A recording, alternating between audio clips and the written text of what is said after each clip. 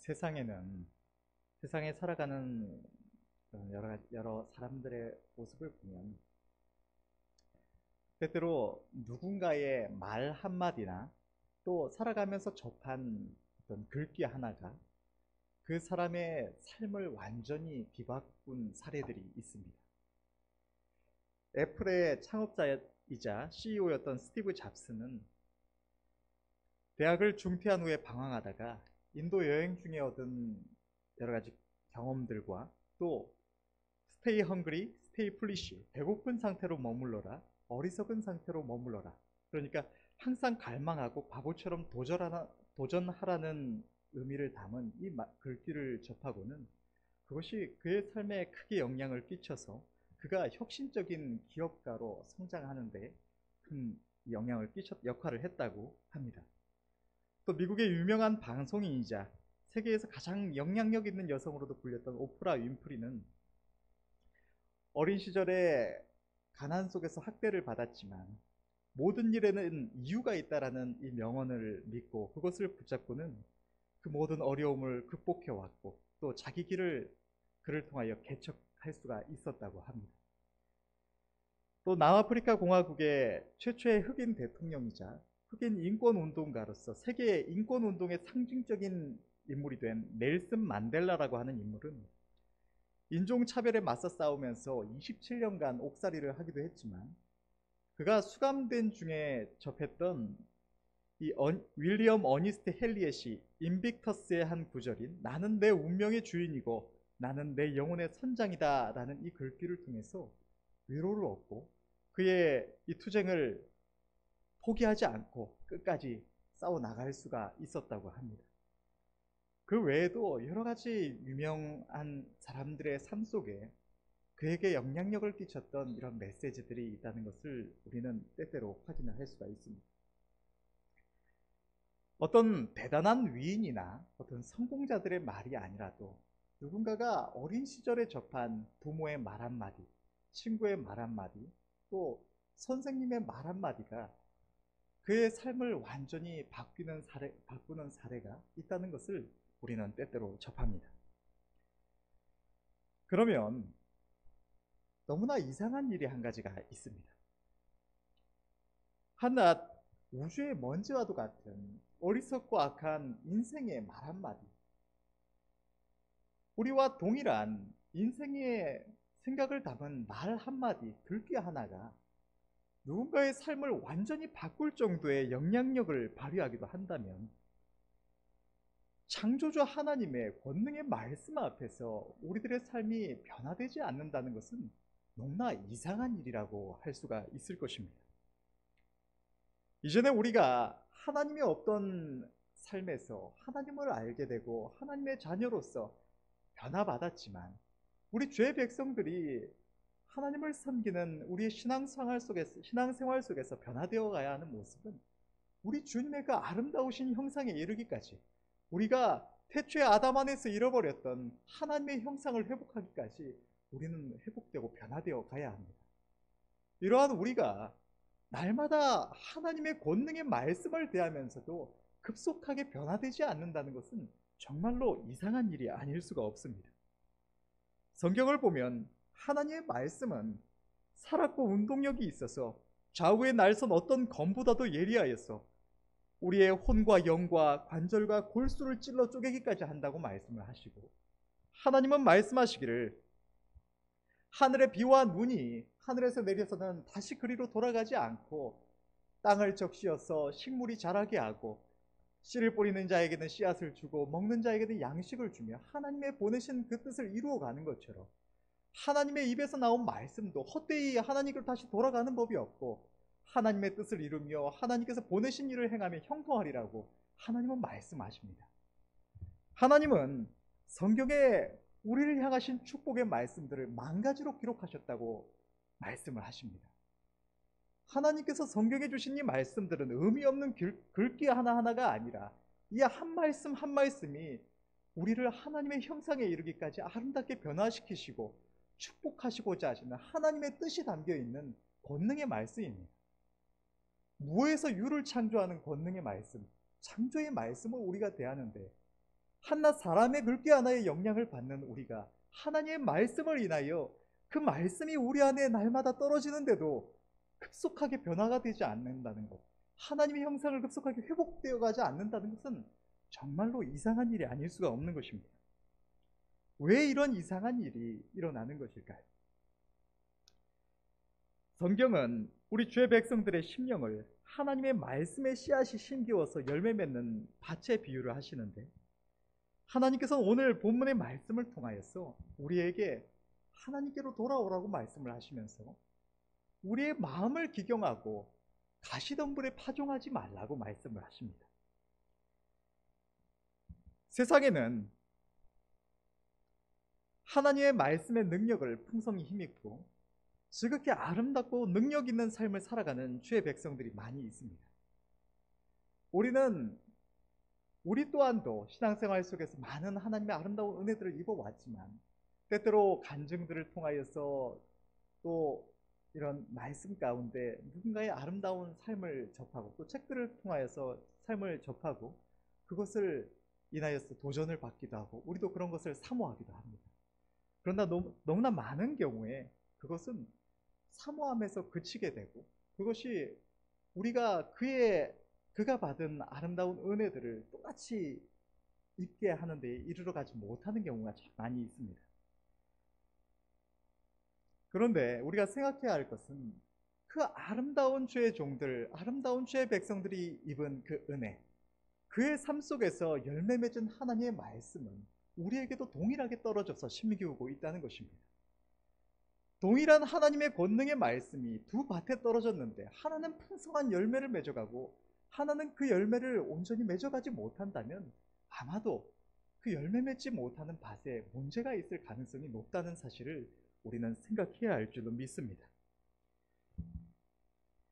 많은 경우에 우리의 마음밭에 하나님의 말씀의 씨앗이 풍성한 결실을 맺을 수 없도록 회방하는 요소들이 있기 때문에 오늘 본문에서 말씀하시는 이 가시덤불과 같은 것이 우리 마음속에 있어서 그것이 하나님의 이 권능의 말씀이 우리 안에 떨어짐에도 그 영양분을 뺏어가고 그것이 열매 맺지 못하도록 회방하기 때문에 우리가 하나님의 뜻대로 하나님의 말씀을 하나님께서 주신 그 뜻대로 급속하게 변화되지 못하고 그 은혜를 충분히 누리지 못하고 있는 것이라고 할 수가 있을 것입니다.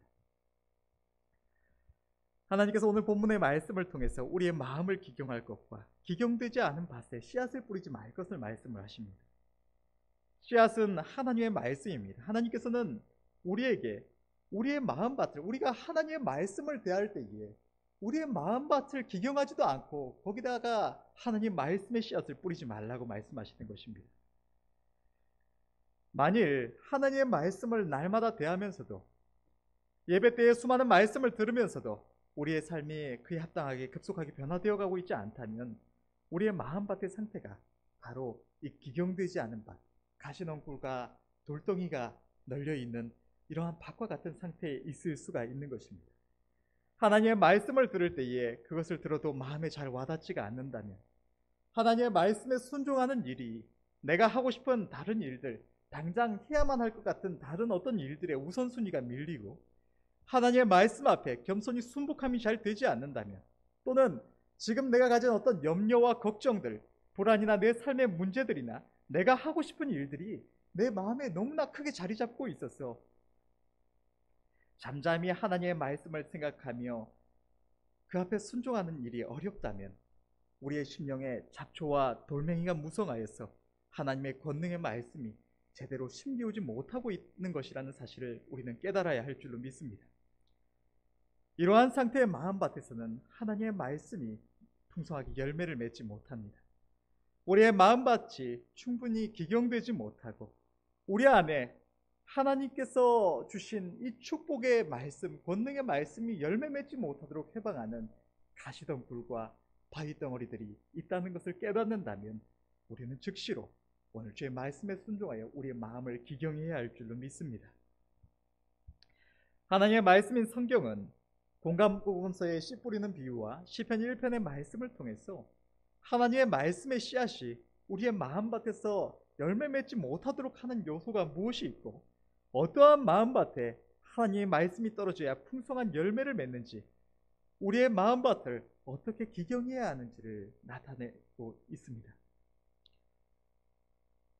누가복음 8장 4절에서 15절의 말씀을 보면 각 동네 사람들이 예수께로 나와 큰 무리를 이루니 예수께서 비유로 말씀하시되 씨를 뿌리는 자가 그 씨를 뿌리러 나가서 뿌릴새 더러는 길가에 떨어짐에 밟히며 공중의 새들이 먹어버렸고 더러는 바위 위에 떨어짐에 났다가 습기가 없으므로 말랐고 더러는 가시떨기 속에 떨어짐에 가시가 함께 자라서 기운을 막았고 더러는 좋은 땅에 떨어짐에 나서 100배의 결실을 하였느니라.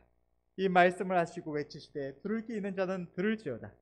제자들이 이 비유의 뜻을 모르니 가라사대 하나님 나라의 비밀을 아는 것이 너희에게는 허락되었으나 다른 사람에게는 비유로 하나니 이는 저희로 보아도 보지 못하고 들어도 깨닫지 못하게 하려 함이니라. 이 비유는 이러하니라. 씨는 하나님의 말씀이요 길가에 있다는 것은 말씀을 들은 자니 이에 마귀가 와서 그들로 믿어 구원을 얻지 못하게 하려고 말씀을 그 마음에서 빼앗는 것이요 바위 위에 있다는 것은 말씀을 들을 때에 기쁨으로 받으나 뿌리가 없어 잠깐 믿다가 시험을 받을 때에 배반하는 자요 가시떨기에 떨어졌다는 것은 말씀을 들은 자니 지내는 중 이생의 염려와 재리와 일락의 기운이 막혀 온전히 결실치 못하는 자요 좋은 땅이 있다는 것은 착하고 좋은 마음으로 말씀을 듣고 지키어 인내로 결실하는 자니라. 우리의 마음을 기경하려면 우리의 마음에 하나님의 말씀의 이 씨앗이 온전히 심기우고 오늘 이 공간복음서의 비유에서도 말씀하시는 것처럼 착하고 좋은 땅이 되려면 우리는 먼저 하나님의 말씀의 씨앗이 우리의 마음밭에 온전히 떨어질 수 있도록 해야 합니다. 하나님의 말씀은 우리의 눈이나 귀가 아니라 우리의 마음으로 받는 우리의 심령에 심기우는 씨앗입니다. 그렇기 때문에 우리가 하나님의 말씀을 대할 때에 그것이 성경을 보는 시간이든 예배 중에 설교 시간이든 우리의 마음과 생각을 번잡하게 하는 여러 가지 요소들을 미리 제하고 잠잠히 주의 말씀을 받지 않으면 마음을 열고 받지 않으면 하나님의 말씀의 씨앗이 우리 안에 심기워질 수가 없는 것입니다.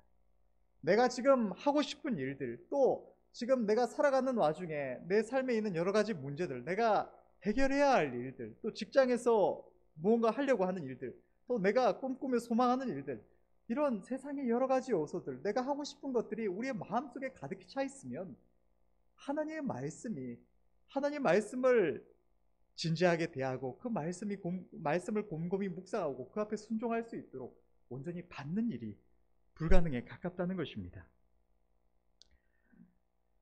또 말씀을 들었으면서도 그 말씀에 즉시로 순종하고 싶지 않았어. 그것을 좀 미루고 싶어서 하나님의 말씀을 내 마음 한 구석탱이로 치우게 되면 우리가 하나님의 말씀 앞에 즉시로 순종함이 없으면 마귀는 우리가 나중에 그 말씀을 다시 떠올리고 묵상하고 회개하고 붙들 수 있도록 가만히 내어버려 두지를 않습니다.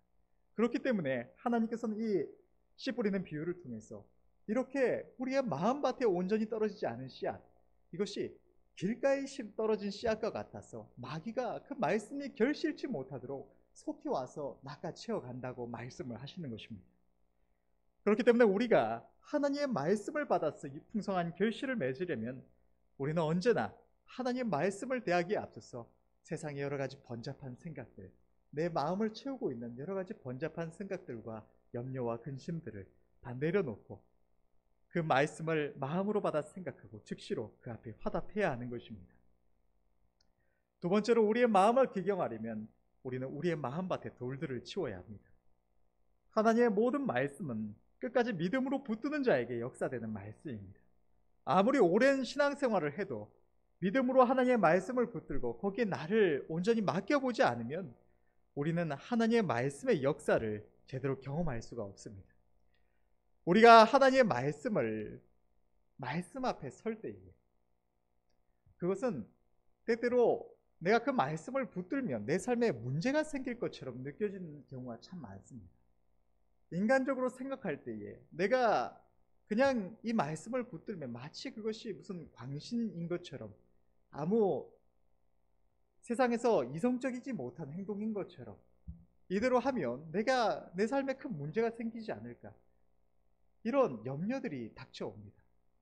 그런데 여기서 이러한 순간에 내 이성적인 세상의 상식에 근거한 이성들, 내 육신에 느껴지는 감각들, 세상의 사람들이 살아가는 당연한 이치를 생각하면서 믿음으로 발을 떼기를 포기하게 되면 우리는 하나님의 말씀을 결코 경험할 수가 없습니다.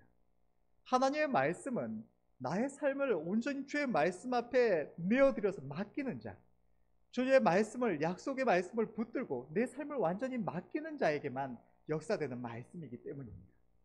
주의 말씀을 들을 때에 우리가 때때로 주의 말씀을 듣고 하나님께서 우리에게 주시는 그 축복을 들을 때에 그것을 사모하는 마음을 갖습니다. 그래서 나도 그 축복을 받아야겠다, 그 은혜를 입어야겠다라고 생각을 합니다.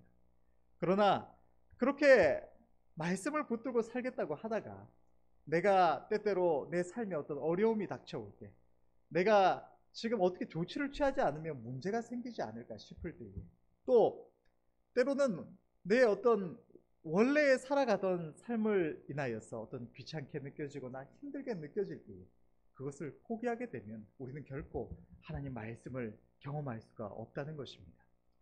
우리는 생각에 하나님께서 내가 그렇게 믿음의 시련을 당하기 전에 내가 이것을 붙들면 붙들다가 큰일 나지 않을까 싶을 정도로 이렇게 나의 믿음을 테스트하기 이전에 하나님께서 미리미리 재물도 넉넉하게 채워주시고 문제도 속히속히 해결해 주시고 하면 너무나 좋을 것 같지만, 하나님의 역사하시는 방법은 언제나 우리가 끝까지 하나님을 믿고 의뢰하는지 테스트하시고 역사하시는 방법이라는 사실을 우리는 알아야 할 줄로 믿습니다. 때때로 믿고 바라보는 바에 속히 응답이 나타나지 않더라도, 하나님의 역사하심이 나타나지 않는 것만 같아도, 아무런 변화가 없는 것 같더라도 포기하지 않고 인내하며 하나님의 말씀을 붙들어야 합니다. 마치 이스라엘 백성들이 애굽에 종살이하는 중에도 하나님께서 주신 약속의 땅을 늘 마음에 품고 바라봤던 것처럼 그 당시에 가장 강력한 나라였던 애굽의 종노릇하면서 그 나라의 그 강력한 권세를 이기지 않으면 벗어날 수 없다는 사실을 알면서도 하나님께서 주신 그 약속의 땅을 늘 마음에 두고 그 땅을 사모했던 것처럼, 이스라엘 백성들이 하나님의 약속의 말씀을 붙들고 수십 년이고 그 말씀을 붙들고 싸워갔던 것처럼, 아무런 변화가 보여지지 않는 것 같은 순간들에도 하나님의 말씀을 믿고 의지할 때 하나님의 때가 이르면 하나님께서 역사하신다는 사실을 우리는 깨달아야 할 줄을 믿습니다. 이러한 믿음의 인내와 그 속에서 역사하시는 하나님의 이 역사하심에 대한 경험이 쌓여갈수록 우리의 믿음은 굳게 뿌리를 내릴 수가 있는 것입니다. 어떠한 풍파에도 흔들리지 않고, 세상에 어떠한 어려움이 있을지라도, 세상이 아무리 어렵고 힘들지라도 하나님을 바라보면서 담대함을 얻을 수가 있고, 내 손에 아무런 물질이 없을지라도, 내게 얼마나 큰 문제가 닥쳐올지라도 권능의 하나님이 계심을 인하여서 하나님을 바라보며 평안과 기쁨을 얻을 수가 있다는 것입니다. 우리가 하나님을 붙들어서 삶이 망가지는 경우는 결코 없습니다. 우리의 한계를 넘어서는 그 순간에, 우리가 이제 끝났다고 생각하는 그 순간에 하나님은 역사하여 주시고, 이러한 믿음의 인내의 경험을 우리는 쌓아가야 하는 것입니다. 그러므로 오직 하나님의 말씀을 붙들고 하나님만을 바라보지 못하도록 우리를 회방하는 세상의 상식과 불신의 돌덩이를 우리 마음속에서 제하고 믿음으로 결단하고 우리 자신을 온전히 주님께 맡길 수 있기를 바라고, 또 그것을 한순간의 어떤 생각, 한순간의 결단으로 그치는 것이 아니라 그것이 풍성한 열매를 맺기까지 인내로 지켜가시는 은혜가 있으시기를 바랍니다. 세 번째로, 우리의 마음을 온전히 기경하고 주의 말씀이 우리 안에 열매를 맺으려면 우리는 오늘 본문에서도 말씀하시고 계신 것처럼 우리의 마음밭에서 가시떨기를 제해야 합니다. 하나님의 말씀이 우리 안에서 결실을 맺으려면 우리 안에 가시떨기와 같은 세상에 대한 염려와 어떤 재물에 대한 유혹들, 탐심들, 세상의 즐거움을 탐하는 마음들, 또 여러 가지 육신적인 욕심들을 우리 안에서 제해야 합니다. 이런 것들이 우리 마음속에 있으면 그것은 하나님의 말씀으로 향해야 할 영양분들, 우리의 마음과 생각과 시간과 노력들을 그것들이 빼앗아 가서 하나님의 말씀의 씨앗이 우리 안에서 자라날 수 없도록 역사한다는 것을 우리는 깨달아야 할 줄을 믿습니다. 하나님께서 우리에게 끝없는 은혜를 주셔도 이 말씀의 씨앗이 자라날만 하면 이 가시넝쿨과 같은 것들이 회방하여서 제대로 열매를 맺지 못하는 것입니다. 하나님의 말씀의 은혜가 우리 마음에 크게 감동이 되고 은혜로 와닿을 때면 우리는 하나님께 앞에 그 은혜를 주신 하나님 앞에 더욱 마음 들이며 시간을 들이며 하나님 말씀을 더욱더 깊이 생각하며 내 자신을 하나님께 드리는 이런 헌신의 시간, 기도의 시간, 묵상의 시간이 필요합니다. 그런데 이러할 때에 내 마음속에 있는 어떤 앞날에 대한 걱정들, 또 지금 내가 어떤 갖고 싶은 어떤 물건이나 재물에 대한 생각들, 또 내가 당장 즐기고 싶은 어떤 음식이나 어떤 게임이나 여행이나 TV나 내가 어떤 하고 싶은 일들에 대한 관심으로 인해서 그것에 마음이 돌아가게 되고 생각이 돌아가고 거기에 시간을 사용하느라 그 은혜의 때 하나님의 말씀의 씨앗이 이제 풍성히 열매 맺어야 될 그 순간에 은혜 안에 깊이 나아가지 못하고 그러면 우리 안에서 그 말씀의 씨앗이 시들고 마는 것입니다. 나에게 너무나 좋아 보이는 아름다운 것들, 내 마음에 간절히 원하는 것들이 사실은 하나님의 말씀의 씨앗을 열매 맺지 못하도록 싹트는 족족 시들게 만드는 가시넝쿨이라는 사실을 우리는 외면해서는 안 될 줄로 믿습니다. 하나님의 은혜를 구하기에 앞서서 내가 진정으로 하나님의 은혜를 입고 하나님의 기뻐하시는 뜻대로 변화받고 하나님의 영광을 위하여 쓰임받고 하나님의 자녀답게 아름답게 살아가고자 한다면 죽어가는 영혼들을 살리고 이 마지막 때에 주의 마음을 기쁘시게 하는 삶을 살아가고자 한다면 우리는 우리 안에 널려있는 가시넝쿨을 외면해서는 안 될 줄로 믿습니다. 하나님의 말씀을 대하기에 앞서서 하나님께 은혜를 구하기에 앞서서 우리 안에서 가시넝쿨과 돌덩이를 제하고 우리의 마음밭이 하나님의 말씀을 받기에 합당한 마음이 되도록 회개와 결단이 있어야 할 줄로 믿습니다. 하나님의 말씀을 들으면서도 마음으로 받아 즉시로 순종치 않으므로 마귀가 채워가도록 방치하는 것, 우리의 마음밭에 돌덩이와 가시덩굴이 무성함을 알면서도 그것을 기경하지 않고 내버려 두는 것, 그것은 우리가 하나님 앞에서 반드시 회개해야 할 교만이요 정직하지 못한 모습이라는 것을 우리는 알아야 할 줄 믿습니다. 우리의 마음의 상태가 이러하다면 우리는 결코 하나님의 은혜를 제대로 입을 수가 없는 것입니다. 이 시간 우리의 마음을 살피고 기경하시는 은혜가 있으시기를 간절히 바랍니다. 마지막으로 우리가 우리 안에서 하나님의 말씀이 풍성한 결실을 맺어가려면, 100배의 결실을 맺어가려면 무엇보다 우리의 마음밭을 방치할 것이 아니라 우리는 농부의 손에 우리의 마음밭을 맡겨드려야 합니다. 시편 1편 1절에 3절 말씀은 이렇게 기록하고 있습니다. 복 있는 사람은 악인의 꾀를 쫓지 아니하며 죄인의 길에 서지 아니하며 오만한 자의 자리에 앉지 아니하고 오직 여호와의 율법을 즐거워하여 그 율법을 주야로 묵상하는 자로다. 저는 시냇가에 심은 나무가 시절을 쫓아 과실을 맺으며 그 잎사귀가 마르지 아니함 같으니 그 행사가 다 형통하리로다. 왜 우리가 하고 싶은 것을 하지 않고 내가 원하는 대로 살지 않고 하나님의 말씀을 즐거워하여 가까이 하는 것, 겸손히 그 말씀 앞에 순종하여 살아가는 것을 하는 것이 그 사람으로 하여금 풍성한 열매를 맺게 하는 것일까요? 그것은 우리가 우리의 원대로 살아가는 그것이 바로 밭을 방치하여 아무렇게나 되도록 버려두는 것과 같기 때문입니다. 우리가 우리 마음대로 살아갈 때 아무리 하나님 앞에 결단하며 회개하며 정결케 한 마음이라도 내 마음대로 살아가는 시간이 생겨나면 그 시간이 길어질수록 마치 누군가가 살아가던 장소라도 그것이 버려져서 5년이고 10년이고 15년이고 시간이 가면 누가 언제 거기 살았냐는 듯이 황폐해지는 것처럼, 거기다 아무리 농사를 짓고 아름다운 열매가 맺어지는 밭이었더라도 그 땅이 황무하여지는 것처럼 우리의 마음밭도 내가 원하는 대로 내 뜻대로 살아가고자 할 때에 그것은 급속하게 그곳에서 가시넝쿨이 자라나고 바위덩어리가 생겨나고 하나님의 말씀이 열매 맺을 수 없는 환경이 되어간다는 것입니다. 이러한 우리의 마음밭을 가꿔주시는 분이 계시는데 그분은 우리에게 오셔서 우리와 함께 하시는 하나님의 영이신 성령님이십니다.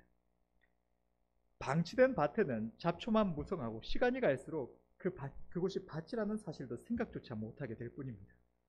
우리가 우리의 어리석은 지혜대로 나름대로 마음을 가꾸고자 하여도 우리가 오늘 본문의 말씀을 생각하면서 때때로 우리 마음을 정결케 하고자 하여도 우리의 근본적인 삶이, 우리의 살아가는 삶의 모든 시간들이 성령님께 맡겨진, 성령님께 온전히 드려진 시간이 아니라면, 우리가 주의 성령의 음성에 귀를 기울이고 그 인도하심을 따라서 살아가는 삶, 우리의 마음밭을 성령님께 맡겨드린 삶이 아니라면 어느 순간 나도 모르는 사이에 끊임없이 가시넝쿨이 군데군데 자라나고 바위덩어리가 생길 수밖에 없는 것입니다. 이 땅에서도 농사를 제대로 지어보지 못한 도시인이 갑자기 농사를 지어보겠다고 해도 뭘 해야 될지, 지금 급히 해야 될 조치가 무엇인지 깨닫지 못하는 것처럼 우리는 우리의 마음을 스스로 가꿀 능력이 없는 자들입니다. 우리 어떤 경험들을 보면 때때로 이런 교회에 있는 식물들이나 저희 집에서 기르는 이런 식물들을 볼 때에 저는 보면서 아무런 생각이 없는데 이게 왜 시드나, 왜 별로 상태가 안 좋은 것 같나, 혹은 때때로는 상태가 좋아 보이는데도 때때로 사모님이 오시거나 혹은 우리 보배 사모가 볼 때나 이렇게 보고는 이게 상태가 이렇게 해서 안 좋다, 얘가 물이 좀 부족하다, 혹은 뭐 영양분이 부족하다, 이런 진단을 내립니다.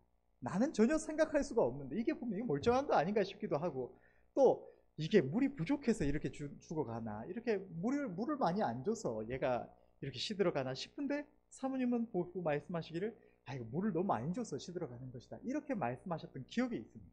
이처럼 우리는 우리의 마음의 상태를 제대로 진단할 수가 없고 그것을 아는 이의 손길에 맡겨드려야 된다는 것입니다. 우리는 성령의 인도하심과 하나님의 말씀을 떠나서는 우리의 마음을 가꾸려고 해도 이 밭이 지금 좋은 상태인지 아닌지, 어떤 게 잡초이고 어떤 게 작물인지, 흙의 상태가 어떤 건지, 당장 무슨 조치를 해야 하는지, 또 밭에 심기운 작물의 상태가 어떤 것인지, 영양분이 어떤 것이 부족한지 우리는 제대로 분별치 못합니다. 그러나 경험 많고 뛰어난 농부가 그 밭을 가꾸게 되면 그 모든 것을 관찰하고 그때그때 필요한 조치를 취해가는 것입니다. 우리 하나님은 세상 그 어떤 농부보다도 뛰어나신 농부이시며 우리의 마음밭을 가꾸시는 분이십니다. 우리는 하나님을 알기 이전까지 우리 마음밭을 가꿔야 된다는 생각조차 하지 못한 경험과 능력이 부족한 자들이고 방치된 밭입니다. 이러한 마음밭을 잘 가꾸어 가려면 지금까지와 같이 방치하여서 놔둘 것이 아니라 먼저 농부의 손에 맡겨드려야 하는 것입니다. 우리가 내가 하고 싶은 대로 살지 않고 하나님의 말씀을 가까이 하여 그 뜻 앞에 순종하며 성령의 음성 듣기를 구하며 그 귀를 열고 그 인도하심을 따라 살아가는 것, 그것이 바로 뛰어난 농부의 손에 우리의 마음밭을 온전히 맡기는 일이 되는 것입니다.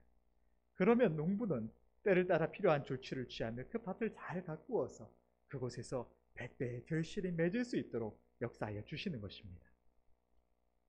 우리가 우리의 마음밭을 우리 주의 성령님의 손길에 맡겨드리고 뛰어난 농부의 손길에 맡겨드리고 우리의 마음을 기경하면 하나님 앞에 우리의 마음 가운데 있는 가시넝굴과 이 돌덩이들을 인정하며 회개하며 결단할 때 하나님은 우리 안에 역사하시기 시작하시고, 그러면 하나님의 권능의 말씀의 씨앗이 우리 안에서 급속하게 열매 맺어 가는 것입니다.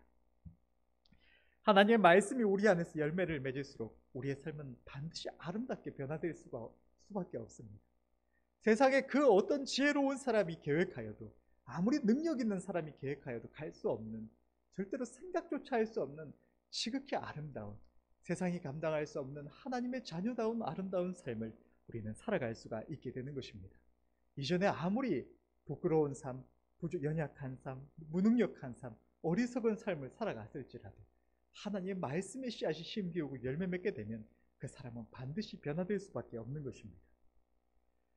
우리가 어디로 가든지 무엇을 하든지 하나님께서 형통케 하심을 입고 영원하고 진정한 평안과 행복을 누릴 수가 있습니다. 주변의 모든 관계 속에서 우리는 화평을 누릴 수가 있습니다. 세상의 모든 위험과 문제에서 자유함을 누리고 우리는 하나님의 권능을 힘입을 수가 있습니다. 또 하나님을 더욱 온전히 알고 그분과 더욱 온전히 동행하며 교통하는 삶을 살아갈 수가 있는 것입니다. 결론을 맺겠습니다. 우리의 마음밭이 기경되어서 하나님의 말씀이 심기우기에 합당한 밭이 되고 우리의 하나님이 농부요 주인이 되셔서 거하시며 우리의 심령이 겸손히 그분의 손길 아래에 있을 때 하나님의 말씀이 우리 안에 들어오는 족족 풍성한 열매를 맺고 우리는 그 결실을 누릴 수가 있는 것입니다. 성경에 하나님께서 우리를 위하여 만가지로 기록하신 모든 아름다운 은혜가 우리의 삶에 임하고 우리는 이 땅을 살아가는 동안 주님과 함께 누구보다 아름답고 능력 있는 삶, 행복과 평안을 누리는 삶을 영원한 기쁨 가운데 누리며 살아갈 수가 있는 것입니다. 벌써 한 해가 거의 끝나가는 11월이 되었습니다. 지나간 날들과 또 올해 올 한 해 하나님께서 주신 은혜를 생각하며 하나님께 감사드리되 주신 은혜에 감사하기만 할 것이 아니라 하나님 앞에서 우리의 마음밭을 이 시간 한번 돌아볼 수 있기를 바랍니다. 우리에게 이 모든 은혜를 베푸신 하나님께서 우리 안에 맺힌 풍성한 결실을 보시면서 기뻐하실 수 있도록 우리 모두가 마음을 기경하고 우리의 심령에 더욱 큰 부흥 가운데로 나아가야 할 줄로 믿습니다. 그리할 때에 매년 추수감사절에는 우리 모두가 우리 영혼에 하나님께서 주신 풍성한 결실을 인하여서 함께 더욱 기뻐하며 감사로 영광 돌릴 수 있을 줄로 믿습니다. 기도하겠습니다.